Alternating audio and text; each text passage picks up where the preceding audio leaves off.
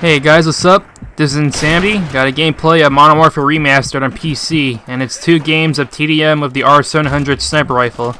This commentary is going to be how I would have done the DC film universe under the condition that I work with the same parameters as the DC film universe is now. My ideal setup would have been to at least have a solo movie for Superman, Batman, and Wonder Woman, then do a Trinity team-up, followed by Justice League, but that's only my ideal setup. This means that I have to work with Man of Steel, Batman v Superman, Suicide Squad, Wonder Woman, then Justice League, all as is. First of all, Man of Steel was originally positioned as a starting point for a series of Superman movies, not the wider DC universe, and it clearly shows. There may be subtle Easter eggs that allude to a wider DC universe, but unless a future movie validates the existence of the Easter egg, it ultimately means nothing. For example, take Iron Man 1. There's an Easter egg for a prototype of Captain America's shield that wasn't even intended to be there, but was included anyway. Iron Man 2 actually calls attention to the prototype shield, so we can at least infer that Captain America does in fact exist in the Marvel Cinematic Universe, even before taking into account that he'll get a movie later on. But if Iron Man 2 didn't call attention to it, and no later movie calls attention to it, then all it is just an Easter egg and nothing more. Man of Steel, on the other hand, had an Easter egg of Batman, wherein the final battle against Zod, the battle gets taken into space, and Zod throws a Wayne Enterprises satellite at Superman. However, clarification of the Easter egg is that it's specifically a reference to Christopher Nolan's take on Batman, and an external source via one of the writers of Man of Steel just outright says a Batman exists in the same world as Superman. Internally, nothing in Man of Steel otherwise suggests Batman is in the same world as Superman. And for that matter, nothing else in Man of Steel implies the existence of other DC characters. Batman v Superman treats Batman as some sort of urban legend type figure, as if it's the first time in universe that anyone has ever seen him or heard of him. So ultimately, Man of Steel isn't really a DC universe starter. Getting back to what I would have done, I would have made it a little more clear that other DC characters existed, while obviously keeping Man of Steel a straightforward origin story that focuses solely on Superman. If you don't want credits teasers like Marvel, they could do something similar to what they did with Batman v Superman, and release a scene online that teases the next release. Or, to make it more subtle, the very last scene before a credits roll could be Superman enjoying himself by flying across the world, with Jor-El's speech about people joining Superman in the sun playing in the background, and get to see hints of other locations from other DC heroes. It avoids the complication of, well, they didn't cast anyone to play any specific DC characters, and the locations could easily translate into something more meaningful if future films call attention to it. They originally intended a more direct reference to Batman at the end of Man of Steel, where there was a credits scene of a shipment of kryptonite being received by Bruce Wayne. Obviously, Batman v Superman would have to be changed if this happened, since part of Batman v Superman involves Bruce stealing kryptonite from Lex Luthor to use against Superman. I think it might have created hype if it did happen, though the Dark Knight trilogy just concluded the previous year with the Dark Knight Rises, so perhaps it might be a case of too soon if they went with that originally. Following Man of Steel is Batman v Superman, and I would completely cut out Wonder Woman, all the Justice League teasers, which would include the stuff of Wonder Woman watching footage of the other Justice League members and a Doomsday battle, and keep the movie entirely about Superman and Batman having ideological battles who may possibly come to blows but eventually develop a begrudging respect for one another. Lex can have a big part, but not as a villain yet. He actually has good publicity and eventually develops hatred and scorn for Superman near the end as he sees how things are unfolding between Superman and Batman. Superman and Batman can part ways on a more amicable note while Lex secretly plots against Superman.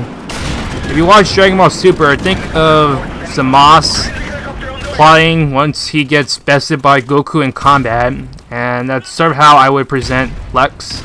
Not entirely a villain yet, but then he becomes a villain in a later movie. This bit is how I would set up Justice League, with the DC heroes fighting not against Steppenwolf, but against an evil team via the Injustice League or Legion of Doom, funded and put together by Lex. It's more smaller scale, the budget won't be used on a CGI army and CG villains, and it still has the potential to be epic. If you've seen Justice League, one of the credit scenes involves Lex and Deathstroke and Lex is plotting to have a league of his own. Essentially, take the idea and make it the basis of the first Justice League movie, while a future Justice League movie could use Darkseid. That would avoid the alien invasion aspect that was utilized by Avengers, and was also already used by Man of Steel. The evil team aspect, though an expected superhero concept, has been mostly used by the X-Men movies only, so it wouldn't be too bad for another major superhero team movie to use it. Suicide Squad is the follow-up movie to Batman v Superman, and it should be less Guardians of the Galaxy-like, and more of whatever it was originally intended to be, but made Joker the villain, as there were regrets that Joker was not the villain, and they used a generic CGI army, and a much more worse villain in Enchantress. There would be no CGI army, as mentioned before. Joker isn't a supporting character and can actually have screen time worthy of his inclusion, regardless if it's small or not, and give all the characters on a squad development instead of focusing mostly on Harley Quinn and Deadshot. Also, make it so that Suicide Squad is occupying its own little corner of the DC Universe without having to acknowledge other aspects of the DC Universe. In context of the current DC film universe, Suicide Squad is actually more of a sequel to Batman v Superman, as the reason the squad is set up is to deal with the absence of Superman, as the next Superman could possibly be a Zod-type character. Make it occupy its own corner of the DC Universe without needing to acknowledge the rest of the universe, if even loosely, is the only thing you should copy from Guardians of the Galaxy.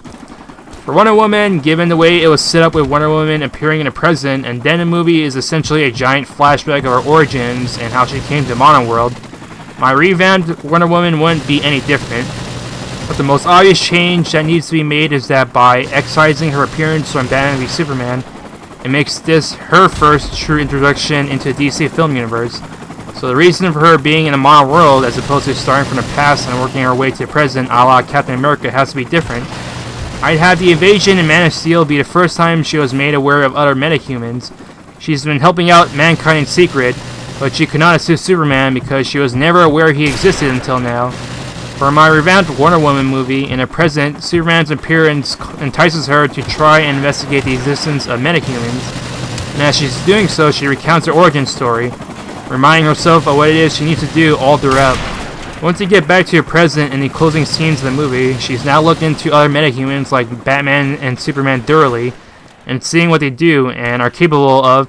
It ends with her seeking them out personally to discuss the possibility of an alliance.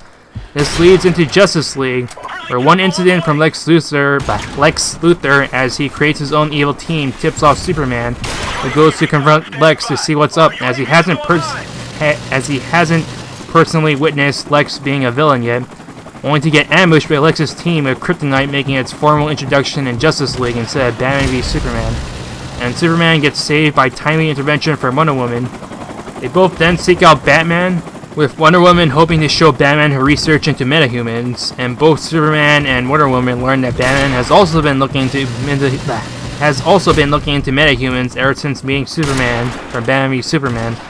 They all then set out to recruit other metahumans because, as strong as Superman is, the encounter with Lex and Kryptonite reminds him that there are some threats he simply cannot handle alone, and he can't outright punch Lex in the face because Lex is still keeping up the face of a good person in public. Superman is also doing his best to present himself as a trustworthy person to the public. He's godlike and super strong, but he can't just go around being a one-man world police, lest people think he's overstepping his boundaries. This helps justify the rest of the League members without Superman making him obsolete, as he can just be a one-man army all on his own. But then, as a reminder, knowing that there's some threats he can't do on his own, then the rest of the League can't just be second-rate compared to Superman. As the actual Justice League movie has shown, other than Cyborg, who has tech specializations at the very least, in terms of physical capabilities, the rest of the members simply aren't on Superman's level, as he's completely overpowered.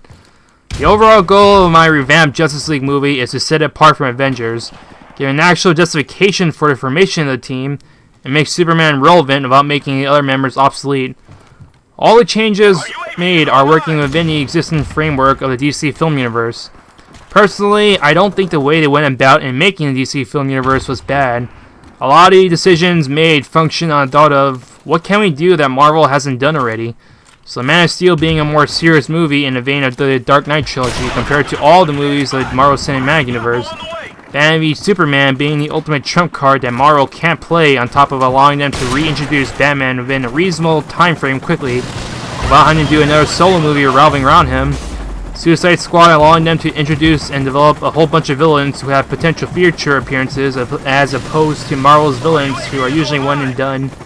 Wonder Woman being the first real movie based on a female superhero as opposed to previous low quality efforts, who is iconic and doesn't have a real equivalent on the Marvel side of things. And of course, Justice League, the DC All-Star superhero team. All these weren't necessarily bad decisions. How they went about making the movies in the universe, on the other hand, was questionable, and as a result, the movies didn't gather the critical and fan response desired, aside from Wonder Woman. Financially, the movies certainly did fine, except for Justice League, but there's still a lot of untapped potential, and Warner Brothers and DC have no one to blame but themselves for the situation the DC film universe is currently in. I'm not going to give my thoughts on how the future of the DC film universe should be handled. The only thing I can do is hope that maybe a Superman and Justice League sequel happens, however long and whatever it'll take. That's a gameplay and commentary. Hope you enjoyed it, and Insanity is out. Adios, amigo. Rest in peace.